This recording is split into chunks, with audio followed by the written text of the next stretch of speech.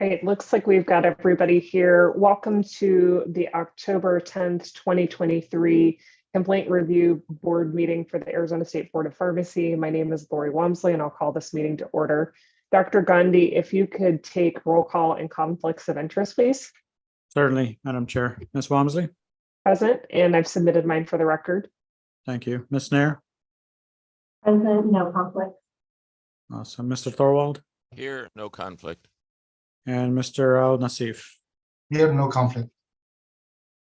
Perfect. Ms. Walmsley, we do have the pleasure of Mr. Nassif, Al Nassif, joining our call in place of Tennille.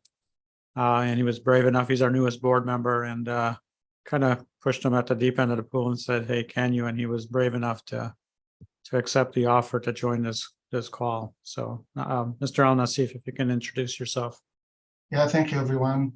Again, my name is Tariq Al Nassif. I'm a pharmacist. I live here in Tucson. I work at Rio Health in Tucson. It is FQHC, or Federal Qualified Health Center. I'm Associate Pharmacy Director. I oversee outpatient pharmacy department. We have multiple pharmacy here in Tucson. Thank you all. Welcome to the board. We're excited to have you, and thank you for subbing in quickly for the team. Appreciate that. As everybody notices, Ms. Davis is not in attendance today, so Ms. Snare will be the vice chair for the meeting. So I'll have her take over the items that I'm recused from, which there are a few right here at the beginning of the meeting. So Ms. Snare, if you could take items 4A through 4D, and then I'll jump back. No, actually, I'm sorry, through 4E, and then I'll jump in at 4F. Sounds good. Sorry about my audio. I'll try to speak up so everyone can hear me. Okay, so 4A 23-0292. The complaint is that a prescription was filled with the incorrect quantity. Does anybody want to start off the discussion? If not, I can start off the discussion. My thought is calculating eye drops is a very tricky thing to do, especially with insurance in mind. And it was the correct eye drop. It was the correct day supply entered into the computer. So my recommendation would be to dismiss. I do see it the same way. Same thing here. I'll go ahead and make that my motion to dismiss. Do I have anyone that would second that? I second. Okay, all those in favor? Aye. Any opposed? Oh, thank you. But 4B, item 23-0331. In this complaint, a complainant alleged that a pharmacy failed to report controlled substance dispensations to the CSPFE. Board staff has gotten more information on this particular complaint, and they're going to need more time to look into that. So I want to recommend that we table this item. And I don't think we have to take a vote on that. That is correct. Okay, then we'll move to 4C. That is item 23-0338. On this, let me get to the right page here. Okay. A prescription was filled without a patient's authorization. Any thoughts on this particular complaint?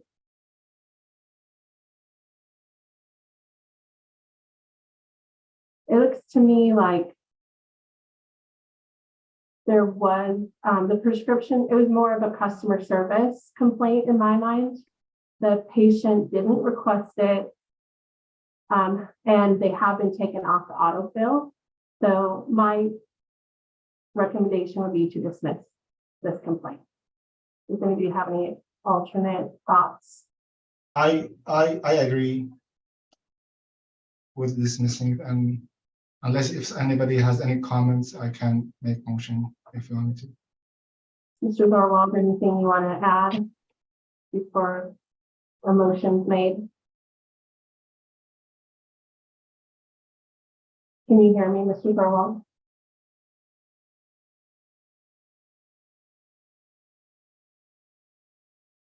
No comment? Okay, go ahead and make a recommendation. Yeah, I want to make a motion and move to dismiss. Second. All those in favor? Aye. Aye. Aye. Any opposed? All right, thank you. We'll go to 4D. And that's item 23-0345. In this complaint, a verbal prescription order was transcribed with directions different from the prescribed directions. So looks to me that the incorrect SIG was potentially very dangerous. But what I struggle with is kind of a he said, she said. We don't know what order was given because it was verbal. And we don't know about that. However, I don't know if there's a clear violation, but I do know that we can't rely just on the computer to give us a warning if there's too high of a dose. So I wouldn't be against non-disciplinary CE for the pharmacist. Anybody have anything to add to that? Did anybody contact the prescriber to see what their order was? Yes, I don't- did. Go ahead. I did. It's Steve Hyber. Oh. I did. I called the actual individual at the prescriber's office who called it in. And they basically stated that they called it in correctly, with the 12-hour dosing rather than every 3-hour dosing. And I might add, I quite easily looked up the dosing information on the internet for a animal of the size of that particular canine. And it was clearly a situation where the dose was every 12 hours delivered. So Did the dosing cause any problem for the canine? according to the complainant, the canine suffered some adverse effects. It wasn't clear as to what those adverse effects were, but the allegation was that the dog did suffer some adverse effects, and they had to take it back to the for help. Nothing long term. No, I have no evidence of that. No. Okay.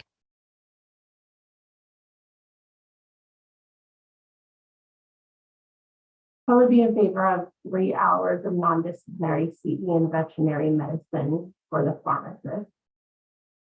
Is that a motion? I'll make that my motion and Okay. use my standard term. Second. Okay, all those in favor? Aye. Aye. Aye. Any opposed? Okay. Thank you. 4E, that's 23-0359. The complainant alleged that the pharmacist withheld pain medication and was treated poorly.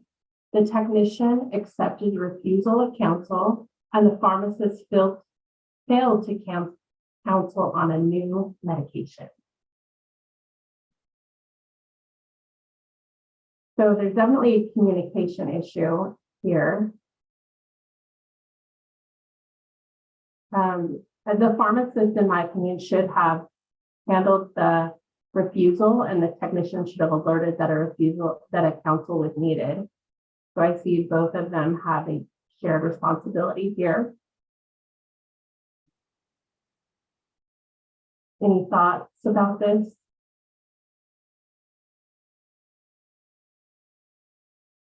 I think part of the confusion could have been cleared up if it had been discussed at the time of the sale. I would recommend 3 hours non-disciplinary CE for both the pharmacist and the technician involved in the complaint, using our standard term. In what area? I'm sorry. Medication error prevention. I second. That's a motion. Yeah, that's my motion. I second. Any other discussion? Now we'll go ahead and vote. Okay, all those in favor? Aye. Aye. Aye. Any opposed? Okay, thank you. Thank you, Ms. Nair. Item 4F 23-0217. Complainant, a pharmacist stated that the pharmacist did not deferriginate glassware for sterile compounding of injectables. Complainant also stated that the pharmacy had dispensed the wrong drug batch strength for compounded tablets to 6 different animal patients. I have several questions. I kind of think a conference would be appropriate on this. That's where my head was too, Ms. Nair. I think that there can be benefit from a discussion on this one. Okay, I'll make that my motion. Do I have a second? Second. All those in favor? Aye. Aye. Aye. All right, motion carries. Ms. Nair, if you could do 4G and H, and I'll be back for 4I. 4G is 23-0386. A technician training was working on an expired license. I have a couple questions on this one. Maybe Mr. Castaneda, if you're on, maybe you'd be able to answer. If not, board staff, I'm sure can. The technician that the trainee who's in this complaint is not named in the complaint. And I understand that that's likely because they're waiting to get their full tech license. And this trainee license is expired. So I'm wondering if we would be able to have a civil penalty tied to their license upon payment or accepting their full tech license. Hi, this is Sandy. Ben's not with us here today. You have an application for that individual. It's associated with 21A, I believe. Okay, so it can be addressed.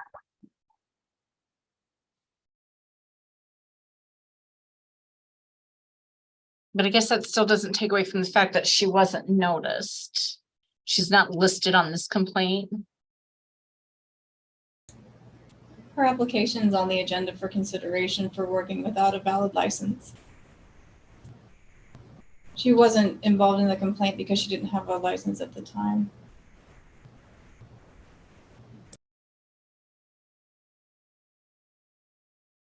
So it can be addressed later in our full board meeting, is what I think I'm hearing. Kristen, I'm sorry, I didn't make that out. This can be addressed later in our full board meeting. Is that what I'm understanding? Yes, it can be. Okay. All right, so using our grid as a starting off point, that would mean that I believe the pharmacist name here is the pick, and what we have in our grid for this type of situation is 3 hours of non-disciplinary and law PE for the pick and $1,500 penalty to the permit holder.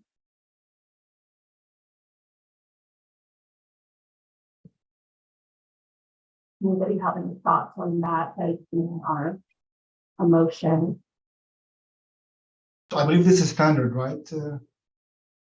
We try to standardize it. We made up a grid to kind of use as our standard. If you feel like it fits that standard of the grid, this case, then we can proceed with that being the motion.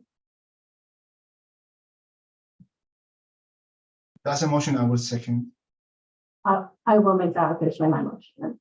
Okay, I second. Ms. Galvin, do you have anything that needs to be clarified? Not at this time, thanks. Hey, Ms. I'll- Nair, just food for thought is, I know we had formulated that grid before we had the authority for non-disciplinary. I don't know if you want to incorporate a non-disciplinary thought process in the $1,500 civil penalty. Yeah, I would be fine with that. Yeah, I'll amend my motion to non-disciplinary penalty of $1,500 to the permit holder. And I've already stated the pick with non-disciplinary loss 3 hours of loss with our standard term. Would you amend the second? Yeah, I am in my second. All those in favor? Aye. Aye. Any opposed? Okay, thank you. We'll go to 4H. That's item 23-0360. Patient only received 1 of 2 completed prescriptions ready for pickup.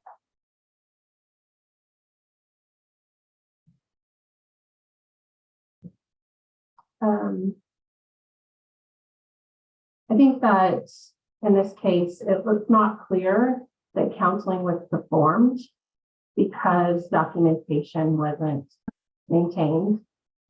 I was not sure. It looks like that there's differing accounts of what happened and of the events of what happened.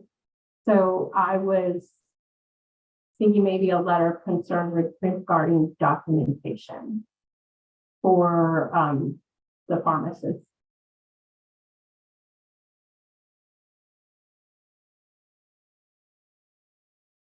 Do you have a different thought?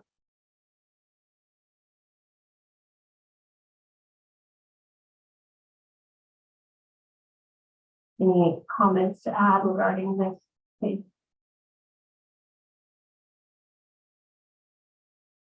Okay, then I will make that my motion, a letter of concern to the pharmacist's name. Too late. Oh, did you want to add something? Oh, I'm sorry. I thought I had missed my opportunity. I apologize. No, go ahead. The investigation didn't see any issues in respect to the delay in dispensing the prescriptions, but while we were investigating that issue, we found that the directions were not completely input on it, so that it didn't display on the label. And then the consultation, we found no documentation. I think you already pointed that out. So I just wanted to point out that the prescription was not completely branded with the actual prescriber directions. Thank you.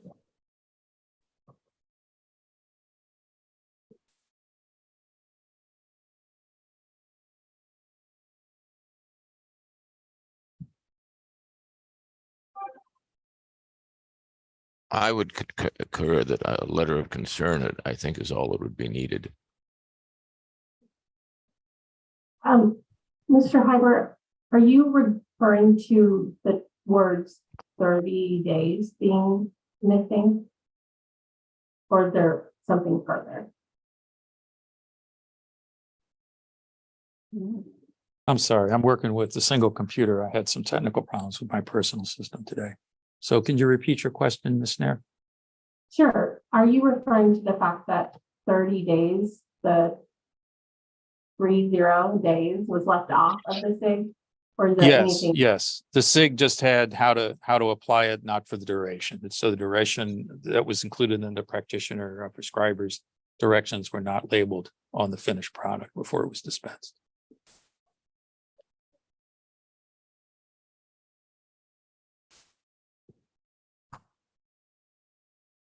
So sometimes it's 30 days, just like default SIG. Really not. So sometimes like pharmacist judgments just decide to remove it because it can cause confusion to patients. Yeah, I don't disagree with you. That's exactly what I was thinking about.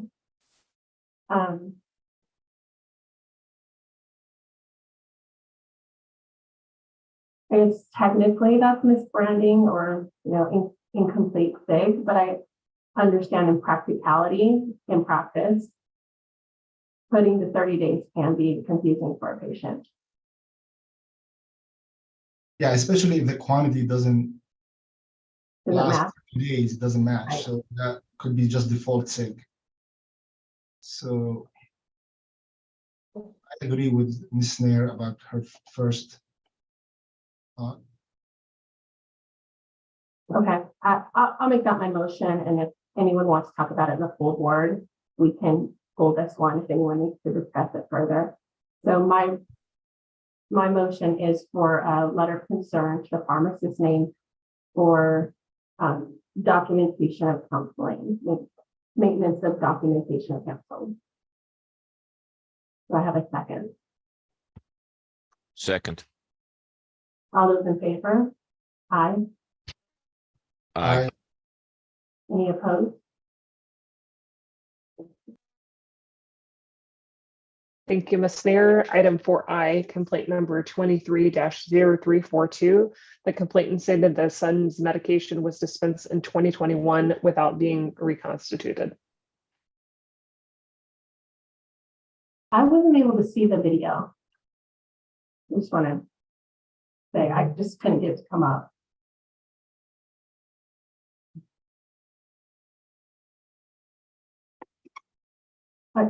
I don't understand why they're complaining so much later than when it occurred. This is Chirag, compliance officer. The Yes. video basically shows a video of the dad shaking the bottle with the powder in it. And I spoke to the dad. He said he just didn't get around filing the complaint until now. Were you able to see the label, Chirag? Like, do Yes. you know that it was this actual fill? Yes, there is actually a photo of the label on the bottle in one of the pages. I'll pull it up for you. And you can clearly see that it was not reconstituted. It was clearly not reconstituted and it did belong to the right patient.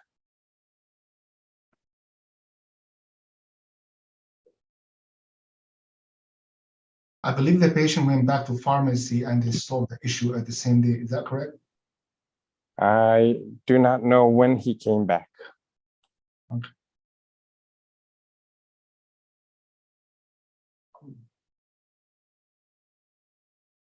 Is there anything in the statutes that gives a timeline to file a complaint? The board can't consider a complaint that is more than 4 years old unless it has to do with, diversion or sexual misconduct. Thank you.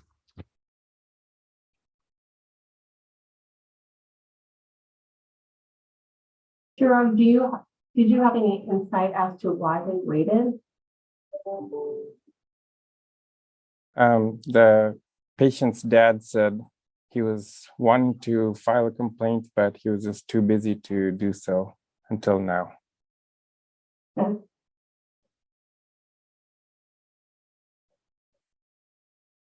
I'm kind of two minds, at least just to kick off the discussion, either a letter of concern or medication error CE. I feel like it was like a gap in process, not so much a knowledge gap necessarily.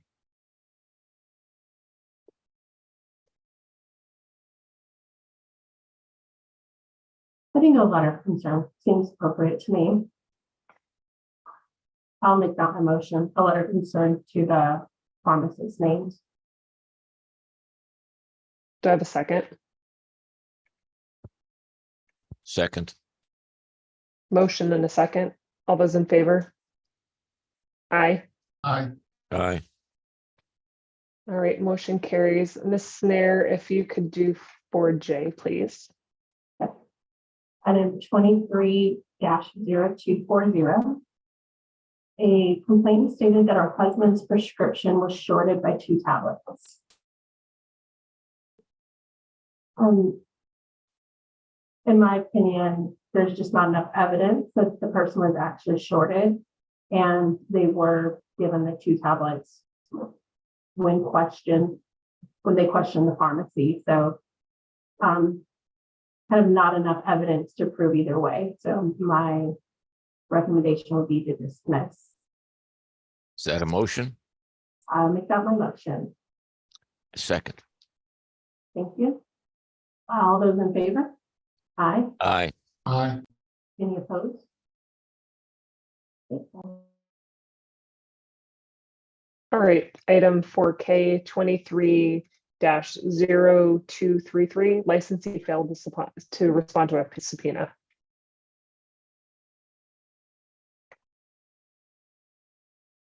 I thought that failure to respond to a subpoena we sent to, we referred to hearing. I feel like they partially replied here. I almost would maybe do a conference with a subpoena to appear.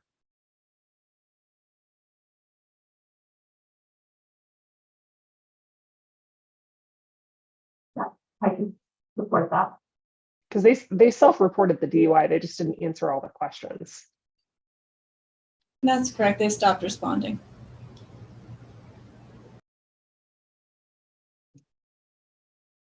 If that's your motion, Ms. Wamsley, I would support that. For a second, That'll be my motion. I would second. All those in favor? Aye. Aye. Next up, item 4L, complaint number 23-0413. Patient received the medication without protection from excessive temperatures. It stated that the temperature was 100 degrees in the box. I'm just curious, do we know how that was measured? So Ms. Nair, we don't know what the temperature was in the box other than what the patient alleged. We do know what the temperature was for that particular day for the general area where the shipment was delivered. And the cold items and the room temperature items were packed in the same box? They were just separated? No, there was no cool packing at all on the particular medication that was in the complaint. There were 2 orders sent.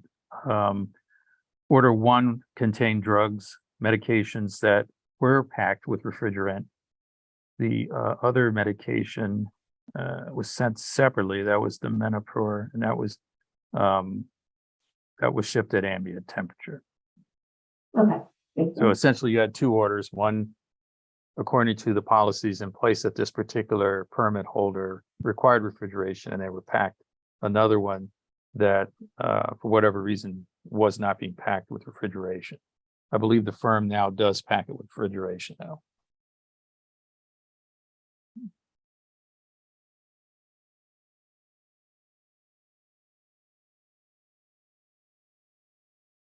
We've certainly had these issues before with lack of refrigeration. That always concerns me. My thought is one of 2 things. Do we have all the answers that we need from the permit holder? If not, then a conference could be used as an opportunity to learn more about their processes and what they've done to correct this. Or a letter of concern noting that we had a concern and it appears to be corrected at this point. That's kind of my 2 thoughts of pathway. So do we need to hear from them to make sure that we're comfortable with the process moving forward, or are we confident based on the information that they provided? I think a letter of concern would seem appropriate to me. I feel like they responded very well. They did pretty much anything I could think of. They responded and have a dedicated person that this patient is now going to deal with. They're packing it differently. They're handling it differently. I don't know what else we would gain.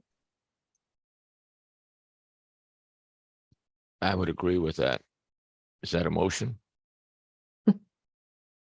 Sure, I'll make a motion for a letter of concern regarding drug handling, shipment handling to the company that's named here. Second. A motion and a second. All those in favor? Aye. Aye. Aye. All right, motion carries. Item 4M, complaint number 23-0199. A complaint was opened by board staff after receiving a notification from the permit holder that a pharmacy associate was terminated for admitting to theft of controlled substances.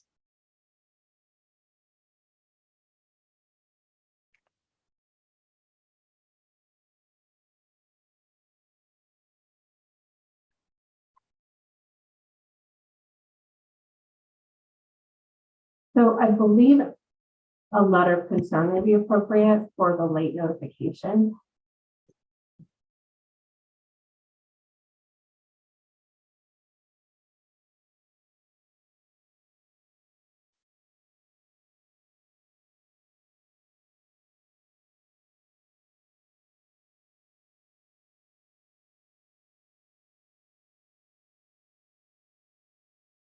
then failure to control inventory. I was just looking again for the timelines here. I think it was 2 months after from what I. Yeah.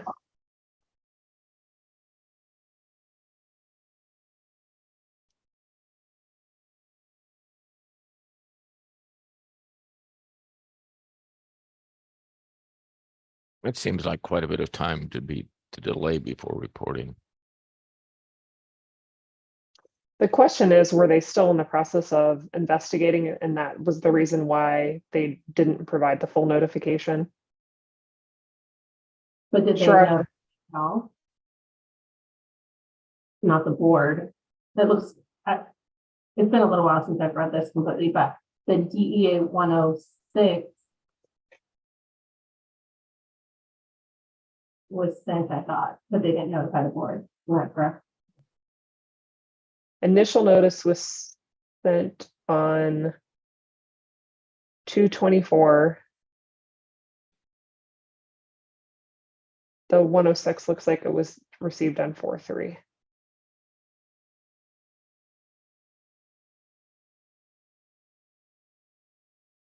Sharad, can you comment on the timelines at all?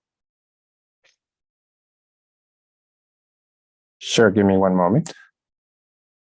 So CVS sent an initial notification to the board on 2/20, but they did not file a DEA 106 until April 10th.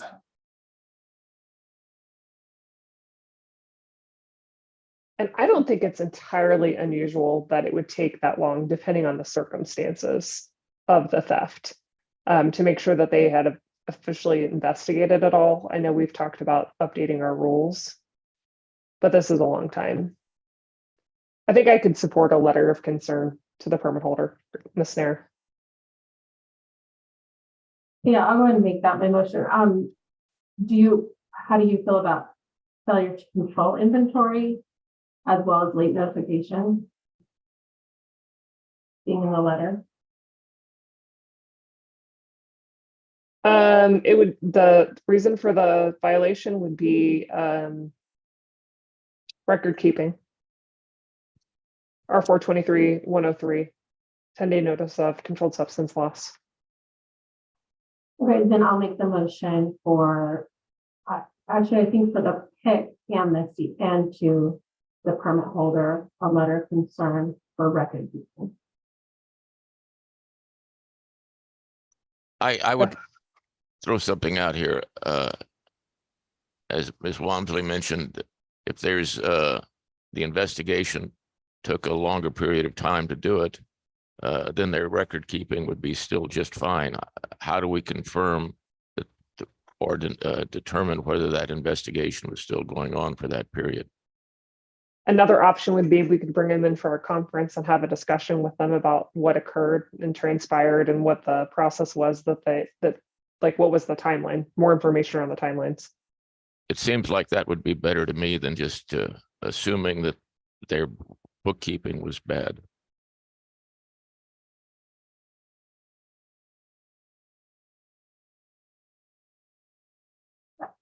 I don't know. Tariq, thoughts? You're new to the discussion. We've gone both ways as a board, so interested on your perspective.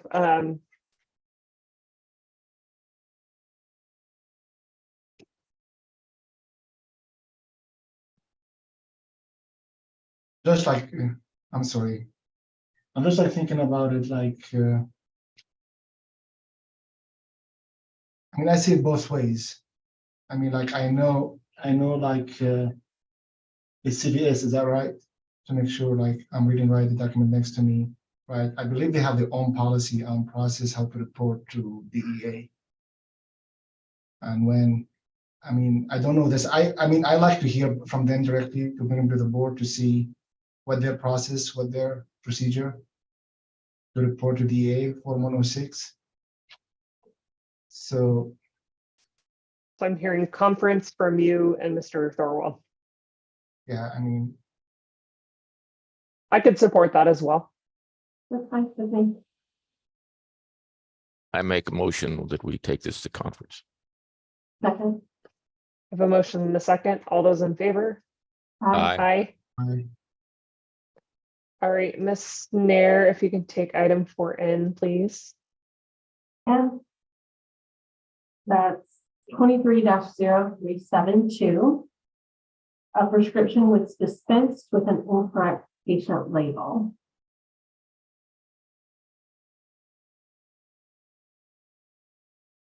I'm curious, I don't know if Dennis Wagner's on the line, what the technician's role was in this. Yes, hello. The technician's role essentially was just to generate the labels and pull the products. So what happened with this particular prescription is the Subsolve is packaged in a box of 30. The prescription was for 60 total. So 2 labels were generated. But when they dispensed it, they put all of the tablets, which are foil wrapped tablets, into one bag with one label. So there was an extra label. The pharmacist then, when filling the aspirin prescription, inadvertently picked up the wrong label, and that's what she put on the aspirin bottle. Okay. Thank you. I just was wondering why the tech wasn't listed, but I appreciate the clarity there. Well, thankfully, Absolutely. thank you. Thankfully, they got the right medication, even though it was mislabeled. So I would make a motion for the pharmacist to have 3 hours of non-disciplinary HCE in medication error prevention with our standard terms. Second. All those in favor? Aye. Aye. Item 4O, complaint number 23-0426. The pharmacist did not follow standard operating procedures for the administration of a vaccine.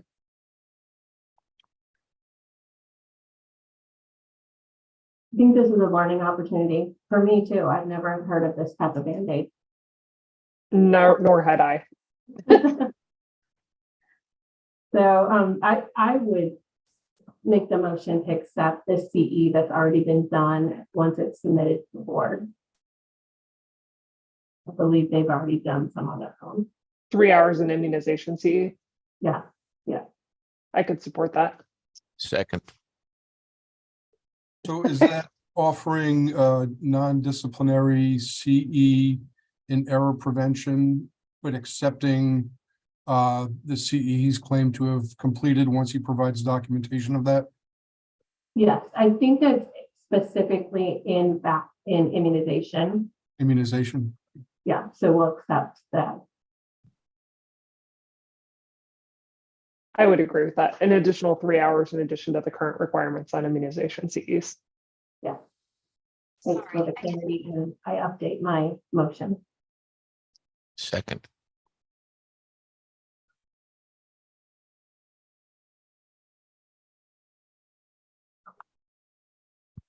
A motion and a second. All those in favor?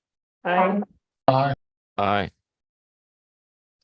Motion carries. Item 4P, complaint number 23-0410. A pharmacist's employment was terminated for suspected diversion of controlled substances. I think a substance use evaluation would be appropriate. What was that again? I'm sorry, I missed that. I think a substance use evaluation would be appropriate. And then a conference once we have the results.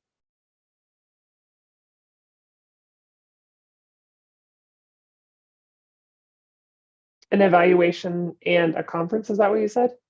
Yeah, After the evaluation's received is what she said, then have a conference. I can support that. What's the current status of his license?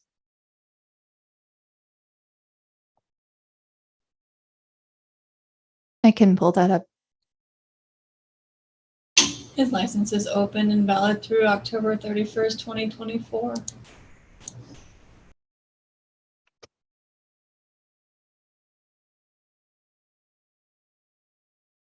So he would still be able to work regardless of the content of the evaluation, potentially until our December meeting. Or if you get the evaluation back and it indicates that action needs to be taken more immediately, we can have We a could do special an meeting. emergency. Yeah. Okay. I can support that, Kristen. Or do we put a timeline on when the evaluation needs to be done? And I don't know what an appropriate timeline is. Yeah. A standard, if I recall it, they have like 10 days to notify us to get an appointment. And then the appointment usually has to take place within 30 days. Okay. Right, I'll make a motion for a substance use evaluation be done with the time frame that Ms. Galvin just gave, and a conference once results are available. I have a question. What is the standard for suspected diversion, terminating somebody versus they know it's known that somebody diverted something? How does that work? It's like saying somebody is guilty until proven innocent. You mean at the company? Yeah, anybody who is, it's just a general question. Anybody that is terminated that is suspected of doing something is not, to me, they have done something. It's like saying you are guilty until proven innocent. And I'm wondering I'm asking what the standards are for making that determination when you're suspecting it versus it's a fact. I guess my guess would be that they did not have direct evidence of this gentleman diverting, but he has acknowledged to leaving the safe open, et cetera. So they probably terminated him for certain policy violations that may have led to the diversion, but they probably lacked video evidence showing the actual diversion. I second the motion. Thank you. And this I is have an interim order. I'm sorry, apologies. Yes, thank you. A motion and a second. All those in favor? Aye. Aye. All right. Motion carries. Ms. Nair, if you could take item 4Q, please. Item number 23-0451. A patient received the incorrect dose of medications. This one, I think it's really difficult to prove. The 137 microgram dose is in the patient's history. And I don't know that we have enough evidence to clearly know what took place. So my recommendation will be dismiss.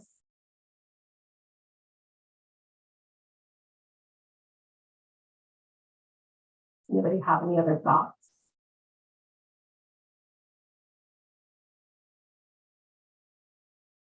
Okay, I'll make that my motion to dismiss. Do I have a second? Second. Thank you. All those in favor? Aye. Aye.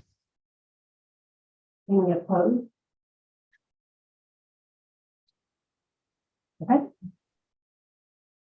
All right, item 4R, complaint number 23-0409.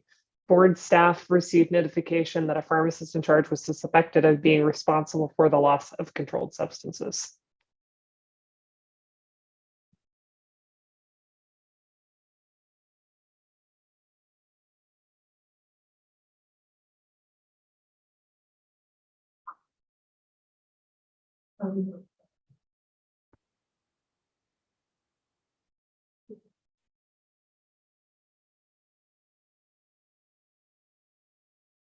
I think that we may need a substance use evaluation here as well.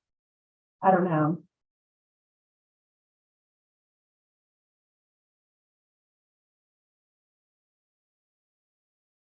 I think it might be prudent. I mean, it's not as significant of a loss as the last one, but it doesn't mean that they've found everything either. So to ensure that she's safe to practice, that's probably not a bad idea. And then we can determine what's best to do with it after we have the results and discuss it at a conference. So I'll make similar motion. I'll make a motion for substance use evaluation, interim consent, and conference once results are available. Second, A motion and a second. All those in favor? Aye. Aye. aye. Motion carries. Dr. Gandhi, Ms. Countavong, is there anything that I am forgetting, or are we at the end of our agenda for today? It looks like we've covered it all, Madam Chair. Record time, ladies and gentlemen. Thank you, Ms. Snare, for your excellent co-facilitation. We will adjourn the meeting at 1:46 p.m. and we will come back for the special meeting at 2:30 on the other link. Later. Thanks Perfect. all.